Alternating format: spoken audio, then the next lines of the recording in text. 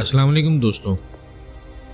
ایک نوجوان ایک بزرگ سے پوچھتا ہے، اللہ اپنے نافرمان بندوں سے اپنی نعمتیں چھین لیتا ہے، لیکن میں نے دیکھا ہے سب کے پاس پہننے اوڑھنے کھانے پینے کے لیے سب کچھ موجود ہوتا ہے، اللہ تعالیٰ نے تو کسی سے کچھ نہیں چھینا۔ بزرگ مسکرائے اور پوچھا، کیا تمہاری نماز میں خشوع اور خضوع ہے؟ نوجوان بولا، نہیں۔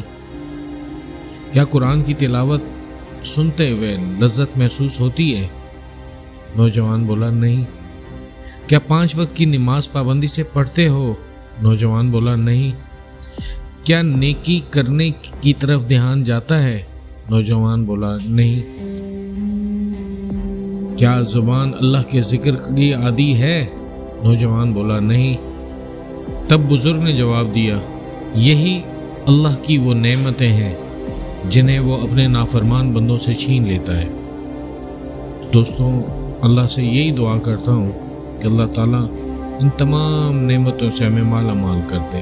اللہ تعالیٰ ہمیں وہ دن نہ دکھائے جب ہم سے یہ نعمتیں چھنیں۔ آمین ثم آمین۔